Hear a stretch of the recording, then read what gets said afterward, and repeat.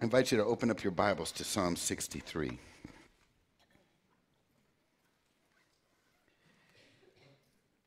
We live in a world that we say many times here we were never designed to live in. The garden paradise, I prefer to call it a playground. That's what fathers do for their kids, right? They build playgrounds. But because of the lie and the curse, it's no longer a playground, it's an out-and-out wilderness. And if you meditate on that term, we live in a wilderness, instantly your mind should bring to the forefront the idea of potential loss, thirst, hunger, danger, fear, all of which can bring great anxiety to the soul. When caught in a wilderness, there's a very legitimate, heartfelt, real need at your core for someone out there who will step into our lives, not only with their compassion, but with their tangible and desperately needed resources to enable us not only to survive in the wilderness, but to thrive. Of course, the tough question is, where do we find such a one? Welcome to Psalm 63. If you're there, I'd encourage you to take a look at the inscription. Many times when we read a psalm, we don't necessarily look at the inscription, and we should. It says, a psalm of David when he was in the wilderness of Judah. My friends, that's a powerful inscription.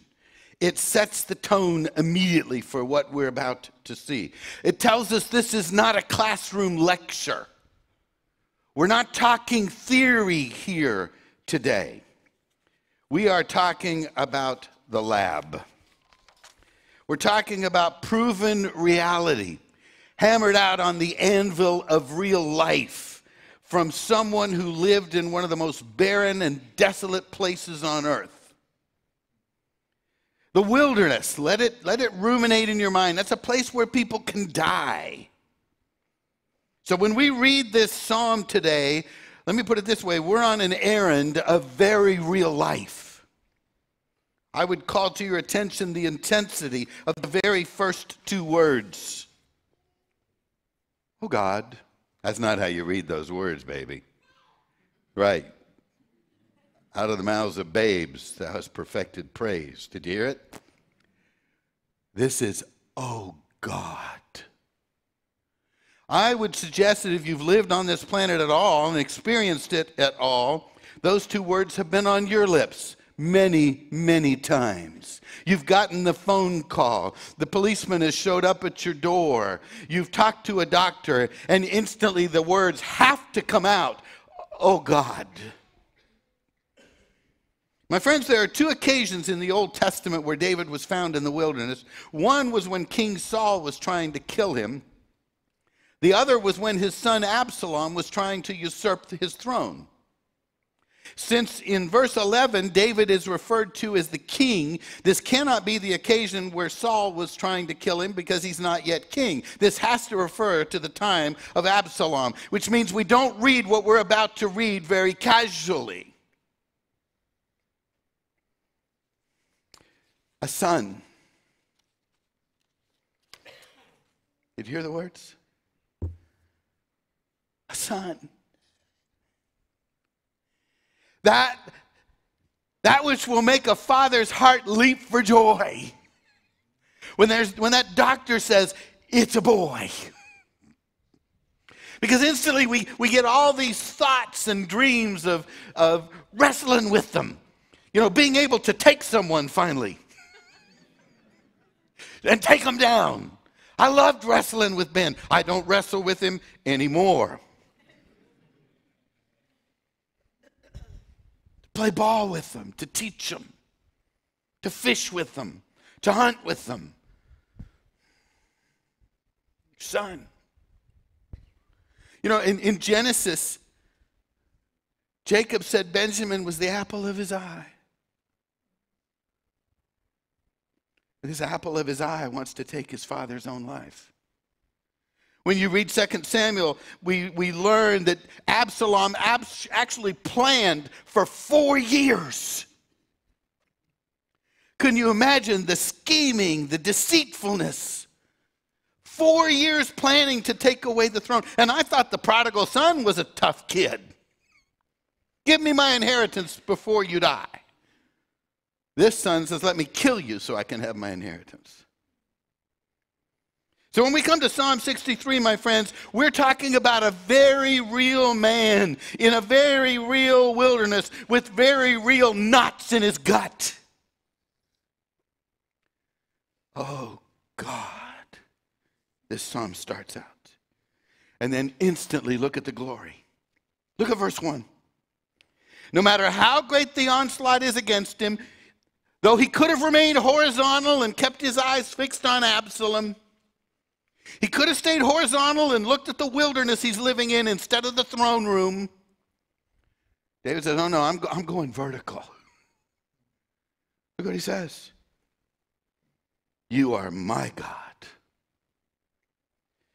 See, gang, when we encounter the adversities of life, one of the facts that we know is that God always holds on to us. But whether we hold on to God or not is an elective course. We can stay horizontal and lose sight of God. We have to make the choice of the will to see past what is coming against us to the God who is sitting on his throne. And that is what David does. He says, though I am alone in this desert, yet I am not alone. You see, in those trauma times of life, we can feel so alone, can't we? We can feel like there's no one out there that gets us, even the one we're married to when we're going through a trauma time. We get this feeling they really don't get us. And then we start to cry out, is there anyone out there that gets us? And the answer is yes. Asaph said it. Psalm 73. Who do I have in heaven but you, O God? And then what did he say? Who do I have on earth but you, O God? You get me. God is not only with me, David cries out, he's for me. And so look at verse 1. He says, early will I seek thee.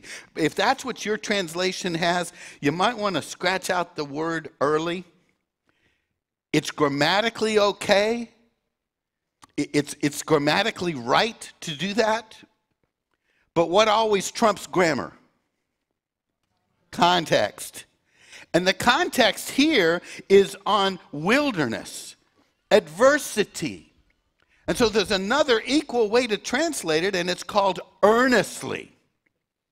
So, my friends, I would put it to you this way. Because of the context, we're not talking here about somebody having faithful morning devotions. You know, every day early I'm going to seek thee.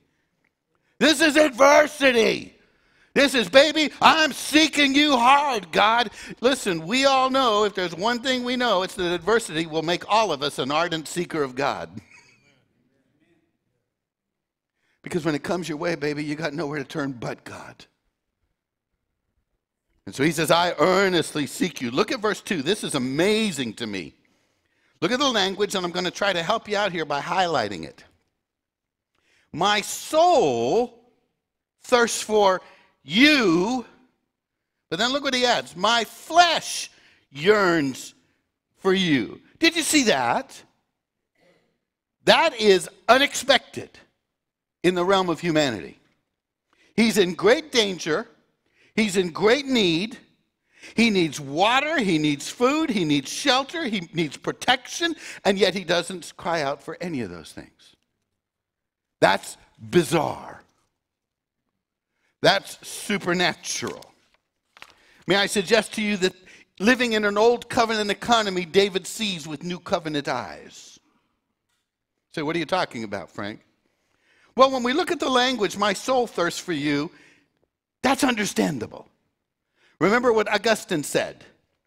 The human soul created by God will only rest when it rests in God. So we look at that part, the first half of that sentence, and say, yes, we get it. It's the second part that causes us trouble. My flesh is yearning for you. He doesn't say my flesh is seeking water, my flesh is seeking food, though his body is craving them. What he says instead is I'm seeking you. You say, how can that be? Beloved, we looked at John 7 20 years ago. We visited it again last year, which means you've probably forgotten it by now, so we can review it again, right? But it's a passage we don't ever want to forget. In John 7, Jesus made this remarkable statement. I put it up on the screen for you. If any man, and that's highlighted, thirst, blank, let him come to me, and I will satisfy that thirst, and I will satisfy it so fully that rivers of living water will flow out of you. If any man, stop there. Doesn't matter who you are, where you've been, where you find yourself, any man, anywhere, anytime. This is for you. Do you thirst? And then what did he do? Amazingly, he left it blank. He didn't say if you thirst after righteousness. That's what we would have expected to see. He just says if you thirst. In other words, whatever the thirst, you can come to me. In other words, we might think we're thirsting for something, but that's really not what we're thirsting for. We're thirsting for him. We just don't recognize it. So I put some up there for you. You might be thirsting for money. You're not really thirsting for money. You're thirsting for security. Where can you get security? From the one who owns a cattle on 1,000 hills, darling. You might think you're thirsting for fame, to be recognized. What are you really thirsting for? Significance. You can't get any more significant than being the child of the King of Kings of the universe. You might think you're thirsting for sex. What are you really thirsting for? Sex. No, I'm just kidding. You're thirsting for intimacy. Can you get that from God? He's the one who knows your thoughts.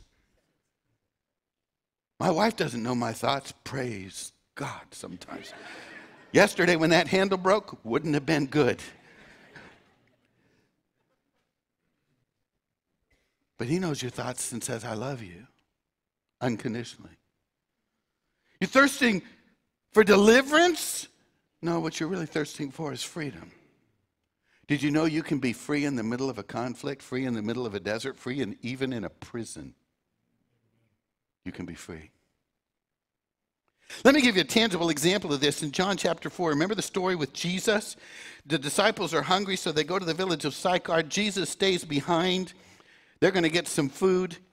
Why does he stay behind? Because he can meet with a lady called the Samaritan woman who's had 5 husbands and is living with a guy now. She's come to draw water. Why has she come to Jacob's well to draw water? It's a mile outside of town where Sychar has natural springs. Why? Because of the way she's lived.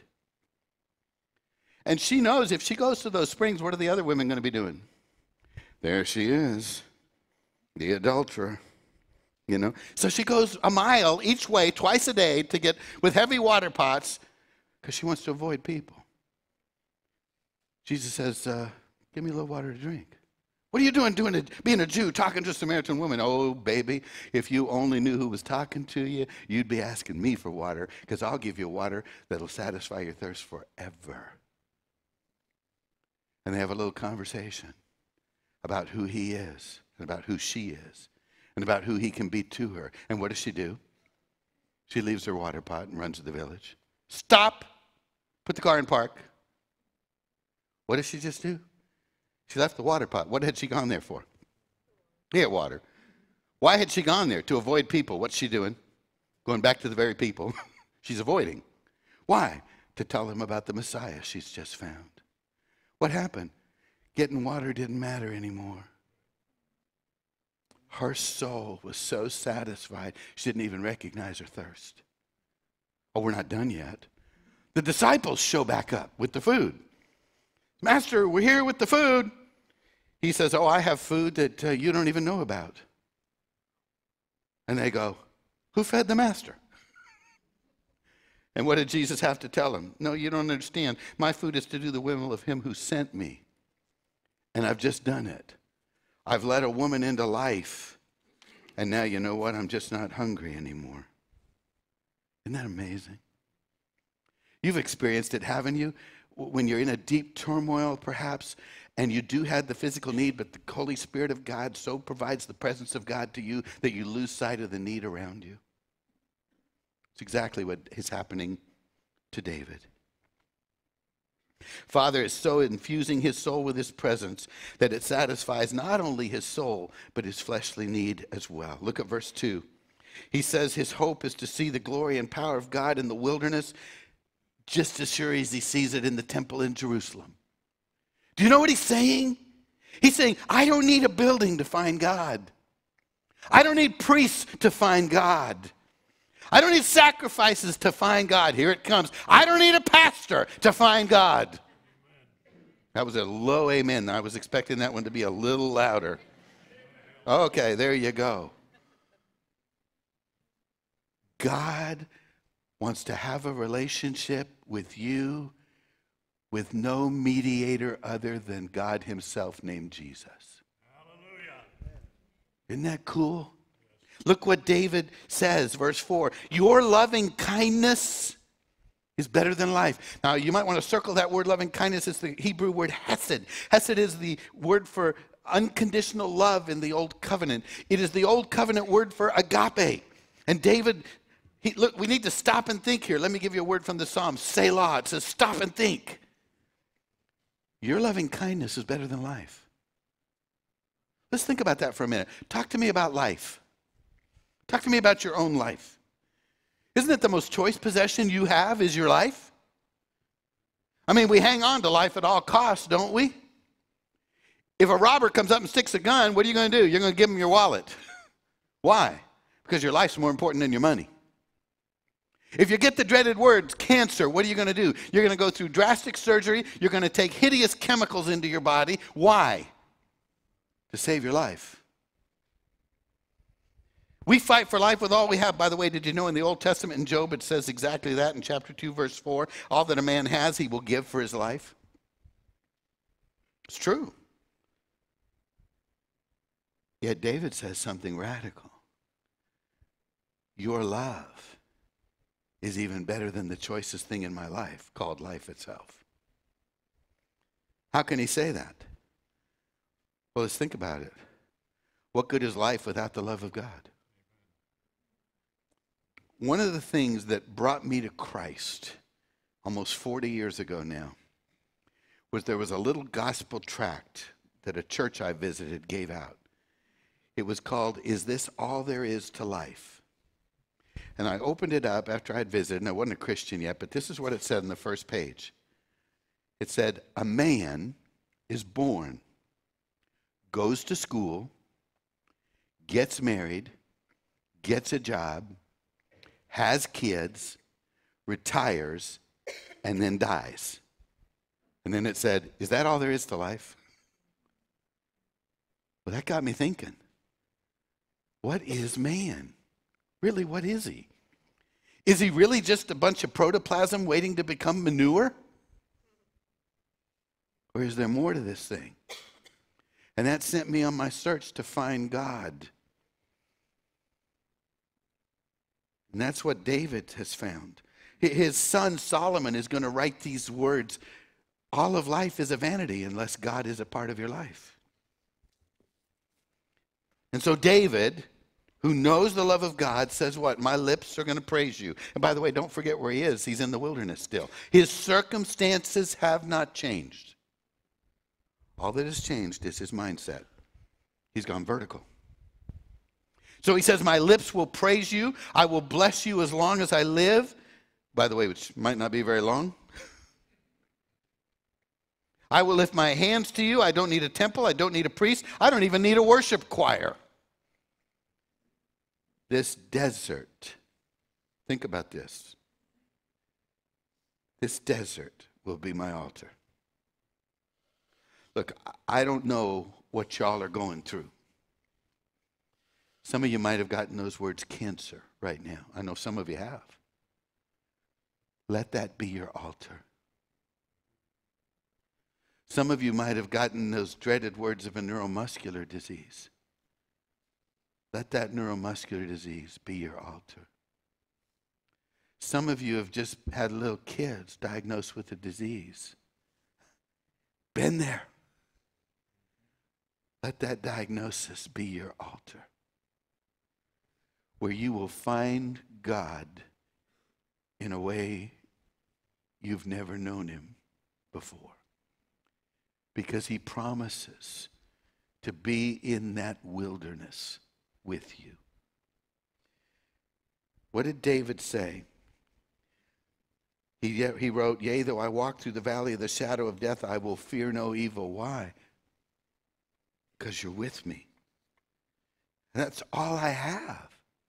You know, when you're in those desert times, wilderness times, I can guarantee you that's all you have.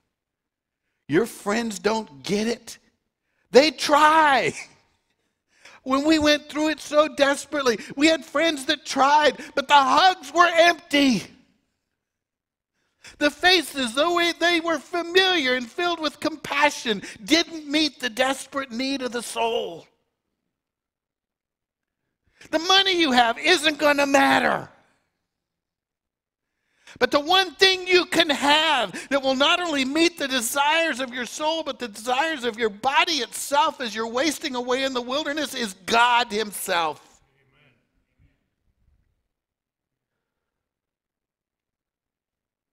So look what he says in verse 5.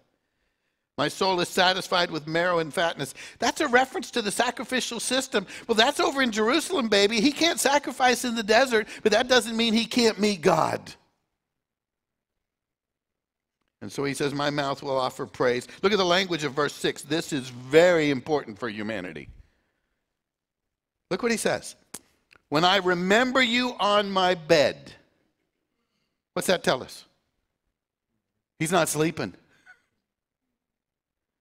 He's not sleeping. He's laying on his bed and he can't sleep. How do we know this? Look at the next phrase. I meditate on you in the night watches. By the way, Israel had 3 night watches. Dusk to 10, 10 to 2, and 2 a.m. to dawn in the morning. So what does this tell us? He's not sleeping all night long. Have any of you been in a wilderness, in a trauma time, where you hit the pillow, you are exhausted from what you're going through, and when you hit that pillow, you still can't sleep? Isn't that great that this is in the Bible? Because this is where we find ourselves. Let me tell you, gang, when you are in turmoil, when you are in dire straits, where you are in the pressure cooker of life, one of the most difficult problems you will face is the lack of being able to sleep. And here's the key, because we've got to say this. We get all these little Christianettes out there that will come up to you and say, oh, well, you're not trusting God. You want to slap them in Jesus' name? They have failed to come to understand that our spirits can be at perfect rest and our soul can be all over the map. Proof, the Lord Jesus Christ. What did he say? Not my will, but thine be done. I'm going to the cross. A spirit at perfect rest. What's he doing? He's sweating blood. That's a soul that's all over the map. Now, if he can have the freedom to be human and have anxiety in his soul while he's trusting God, why can't we have the same freedom? But let me share something with you. This is very important. Though he was unable to sleep, though his spirit was at rest and his soul was going crazy, David did not allow his mind to take him where it wanted to go and beat him mercilessly. Look at the language. I am remembering you.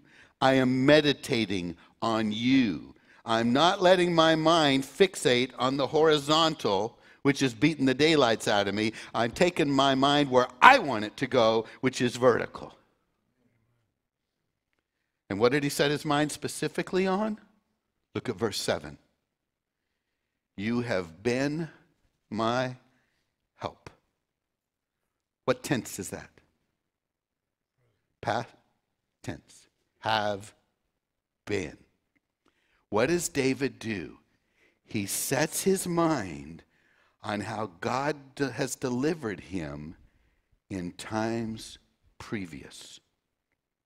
I like to say it this way. He connected the dots of God's faithfulness.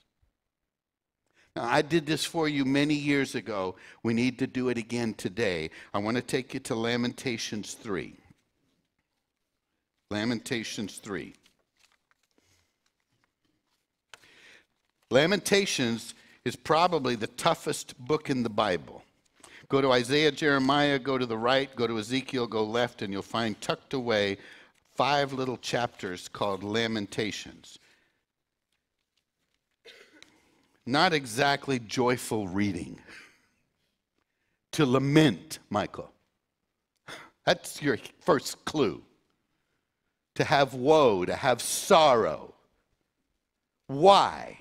The Babylonians have marched into Babylon. They have carted the nation off. They have slaughtered people in the streets. They have violated women. They have burned Jerusalem to the ground. Babies have been lanced on spears. Jeremiah is left behind. He's sitting in the ashes of the rubble, doing the Hebrew thing of pouring the ashes on himself and saying, lament, lament, lament. We come to chapter 3. And let's just walk through it.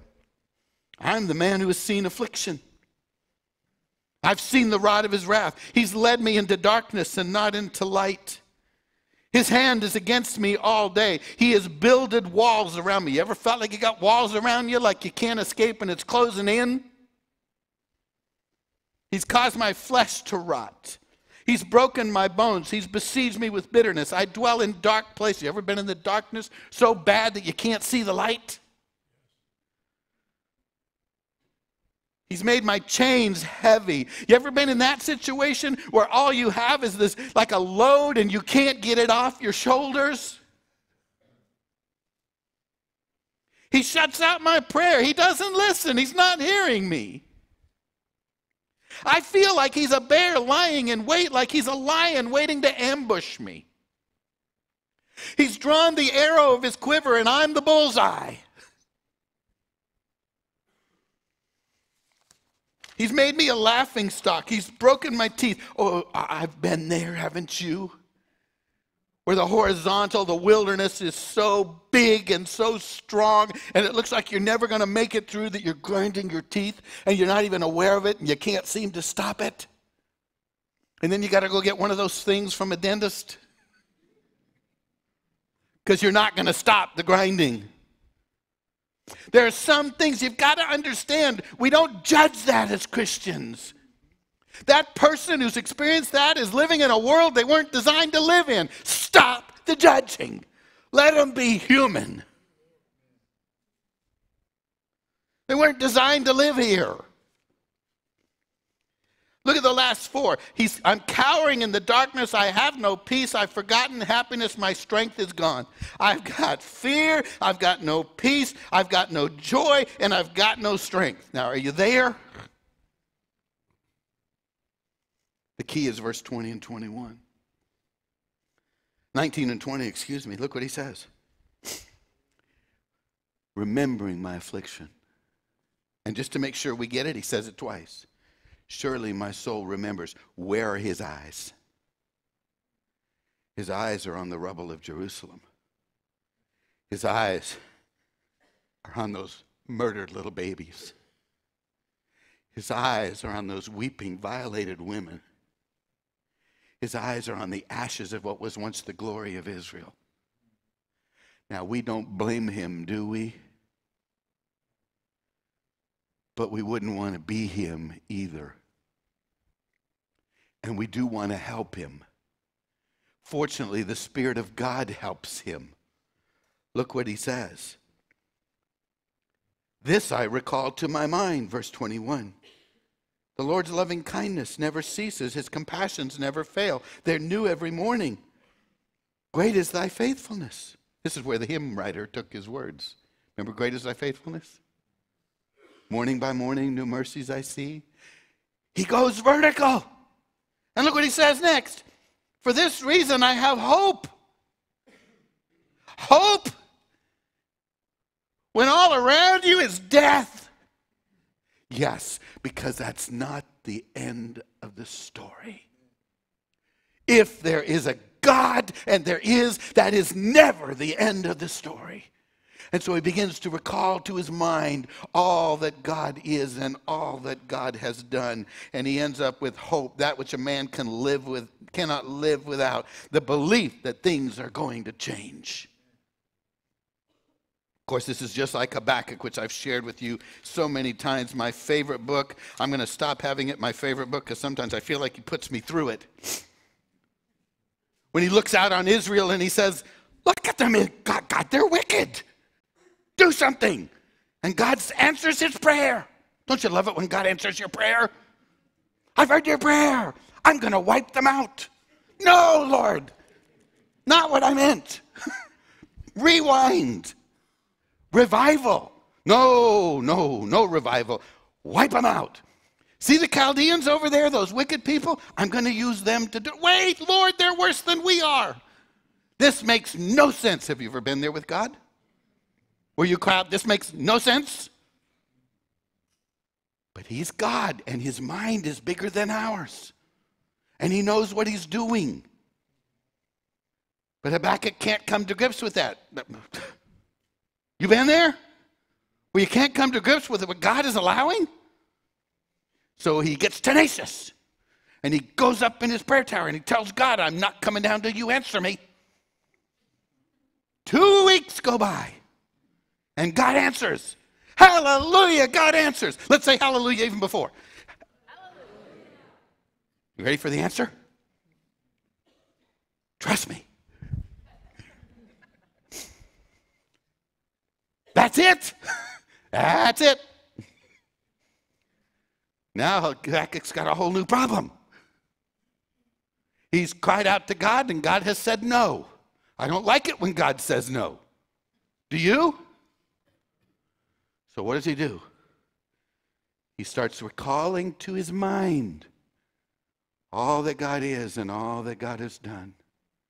God, you parted the Red Sea. You made the sun stand still for Joshua.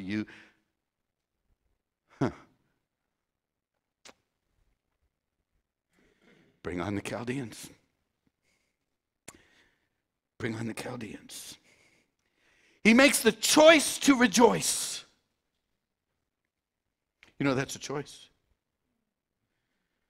And he makes this famous statement from chapter 3. There is trembling on my lips and decay in my bones. I love that statement because faith doesn't always look like this.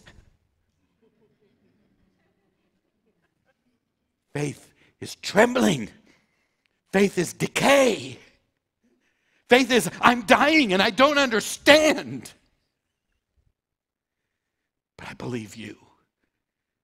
Because you are good, Psalm 119, and all that you do is good. This doesn't look good, but somehow, by faith, it's going to be good.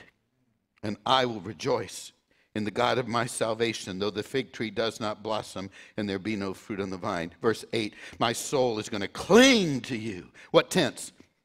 Present. You can cling all you want in the past. It's not going to deliver you in the present, baby.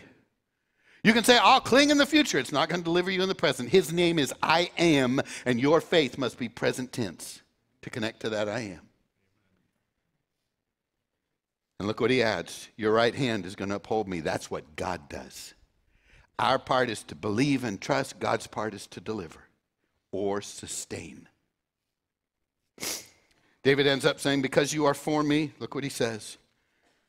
Those who seek to destroy my life, they're going to go into the depths of Sheol. They will be delivered over to the power of the sword. They will be prey for jackals. The mouths of those who speak lies will be stopped. And it happened. Absalom, fleeing from the army of Israel, had his wild hair caught in a tree, and Joab came and delivered the death blow with his sword. Now, don't read that casually either. This is a dad who's just lost his boy. And I'm a dad, and I'm going to tell you, no matter how much that boy rebels, he will always be my boy. Right? So he will grieve. And he's going to grieve. You go back and read the passage, he's going to grieve heavily.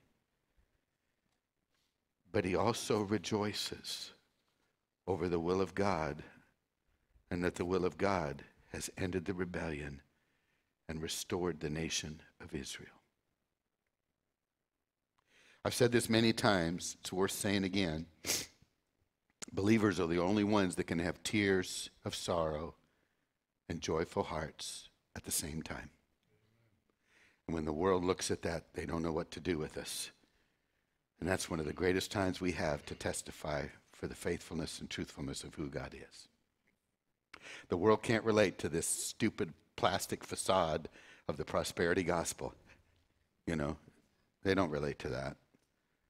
But they'll relate to your tears, and they'll see your faith. And you will have a bridge to introduce them to who God really is. So please understand, today we've seen a man in the wilderness. Did you notice in this passage, he didn't get delivered from the wilderness right away? The world was still the world. That's not going to change. We're not going to get restored to a playground until Jesus Christ comes back, gang. This is going to remain a wilderness. But here's the key.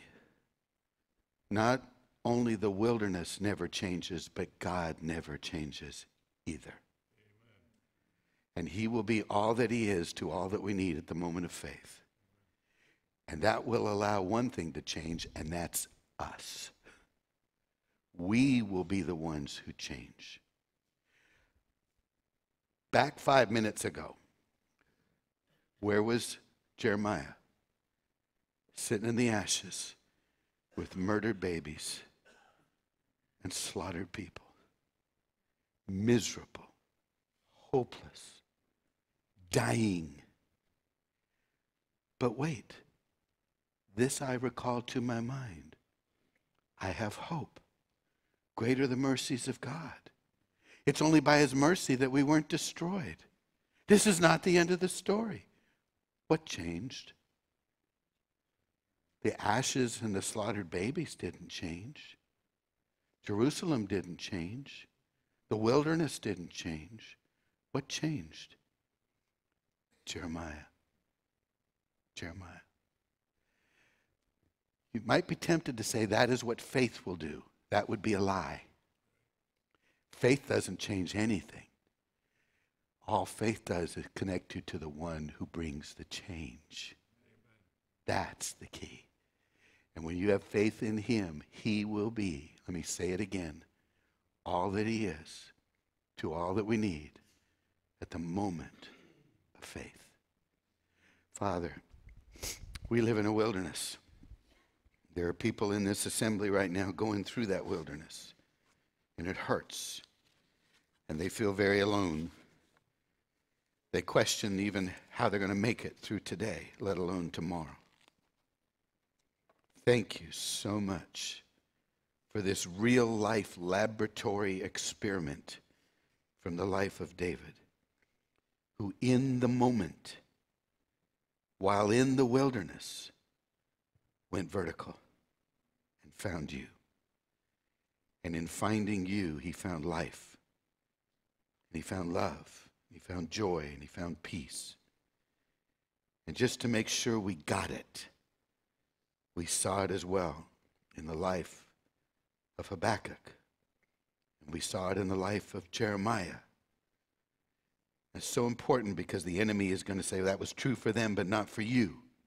No, no, no. This will be the true experience of any who go vertical in the midst of what might be horrible, horrible horizontal. Life can be found even in death. That's the greatness of who you are and who you've promised to be to us.